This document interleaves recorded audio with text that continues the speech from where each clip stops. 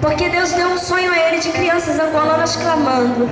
E Deus deu a direção para ele estar indo lá em Angola espiar aquela terra. E chegando lá em meio a muita miséria, o Senhor disse que dali levantaria 1000 ministros de fogo, que ia refinar o continente africano.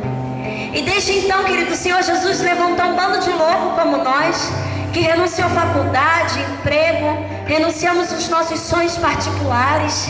E não pense vocês que nós estávamos desocupados em casa, não. Teve pessoas que renunciaram o seu último período na faculdade, pessoas que renunciaram a empregos que vocês nem imaginam. E somos aproximadamente 130 missionários que vivem literalmente pela fé. Nós não recebemos nada para estar aqui nessa noite. E chegando lá, o Senhor disse que dali levantaria 1000 ministros de fogo, que é refinar o continente africano. E desde então, querido, nós conseguimos construir uma escola em Angola.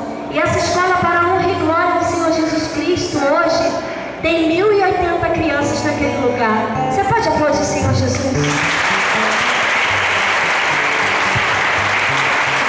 Queridos, quando o Senhor Jesus deu um sonho ao nosso líder Kaique, falando que de Angola ele levantaria 1000 ministros de fogo, que é refinar o continente africano, querido, o Senhor Jesus já está levantando. Nós temos 1080 crianças naquele lugar, querido. Para quem não sabe, Angola sofreu 30 anos de guerra. Foram 30 anos de miséria naquele lugar. Temos histórias de pessoas que hoje estão na nossa escola, de mulheres que viveram durante a guerra, que contam que no período da guerra a fome era tão grande, querido, eles não podiam sair de casa. Chegava comida através de aviões, caía, eles jogavam alimentos, mas se eles saíssem de casa, queridos, eles eram simplesmente fuzilados. Então eles não podiam sair das suas casas.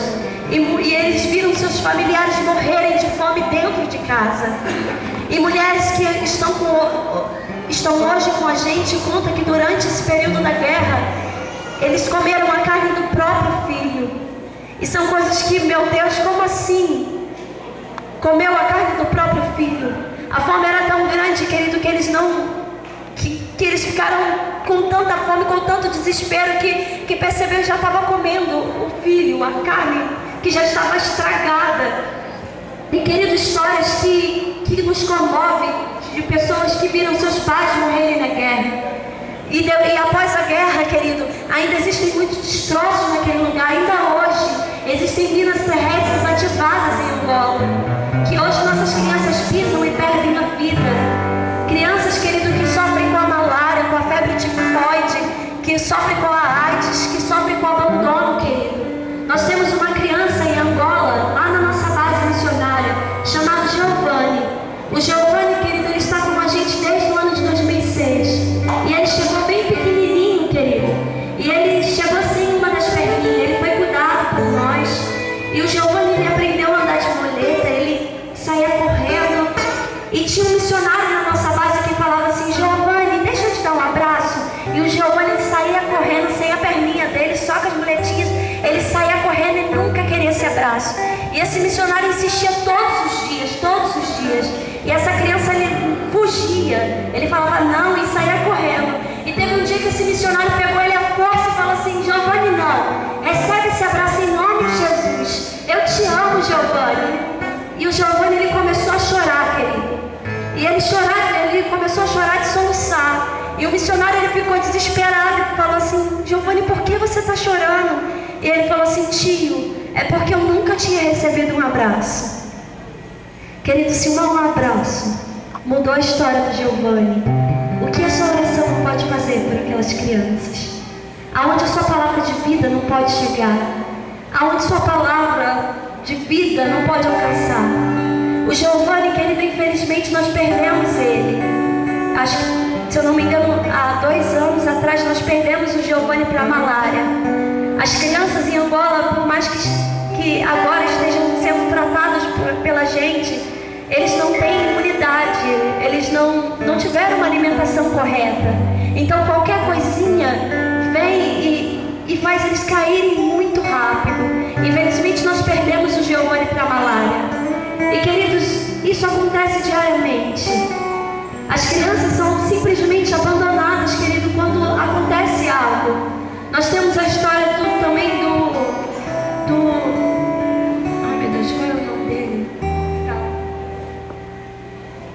Nós temos a história do anjo que hoje está aqui no Brasil. Nós tivemos o privilégio de trazer ele para o Brasil.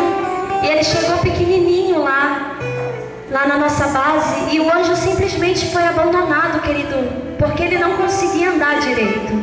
A mãe dele abandonou ele na rua porque os pés dele estavam cheios de feridas, porque ele andava muito descalço e ele não estava mais conseguindo andar. E a mãe dele simplesmente abandonou ele. E hoje, querido, ele está um homem lindo, um profeta, um pastor que hoje veio para o Brasil e prega e ministra. No nosso retiro de carnaval, ele ministrou para 600 pessoas, querido, e vidas se renderam aos pés do Senhor.